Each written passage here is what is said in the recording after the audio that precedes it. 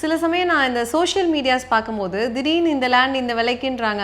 அதெல்லாம் நம்பி நம்ம போகலாமா வேணாமான்னு எனக்கு இருக்கும். ஏன்னா நான் அதை போய் பார்த்ததோட சரி, போய் விசாரிச்சதுலாம் இல்லை.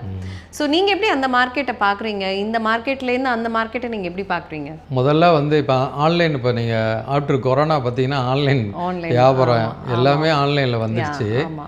ஒரு இருந்த இடத்துல இருந்தே நம்மளுடைய பொருளை வந்து ப்ரொமோஷன் பண்ணுறதுக்கு ஒரு நல்ல பிளாட்ஃபார்ம்னு வச்சுக்கோங்க. கண்டிப்பாக. முதல்ல நாங்கள் ஒரு ப்ராஜெக்ட் வந்து நான் 1 வருஷம் 2 வருஷம் விற்கிறேன்னு வச்சுங்களேன். இப்போ சோஷியல் மீடியா வந்த பிறகு அதே 6 மந்த்ஸில் 3 மந்த்ஸில் விற்க முடியுது. ஸோ ராயல் கிரீன் சிட்டியே இப்போ பிகைன் வுட்ஸை கொண்டு போயிடுதா, வேர்ல்டு ஃபுல்லாக கொண்டு போகுது. ஓகே. ஒரு யூடியூபர் வேர்ல்டு ஃபுல்லாக கொண்டு போயிடுறாங்கல்ல.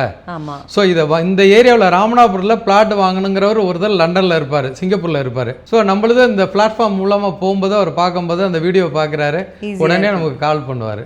ஓகே. இது ஒரு நல்ல பிளாட்ஃபார்ம் தான். ஃபியூச்சருக்கு இதுதான் சோசியல் மீடியா, டிஜிட்டல் மார்க்கெட்டிங் தான். கண்டிப்பாக கண்டிப்பாக. ஸோ நீங்கள் வந்து இந்த மாதிரி மார்க்கெட்டிங்கில் வந்து ஒர்க் பண்ணிகிட்டே இருக்கீங்க. ஆமாம், நம்ம ட்ரெண்டுக்கு தகுந்த மாதிரி. இப்போ சாதாரண மேடம் ஆரம்பத்தில் ஃபோனு டயல் பண்ணுற ஃபோன் பேசிட்டு இருந்தால் பட்டன் ஃபோன் வந்தது. ஆண்ட்ராய்டு ஃபோனை பற்றி நமக்கு தெரியாது.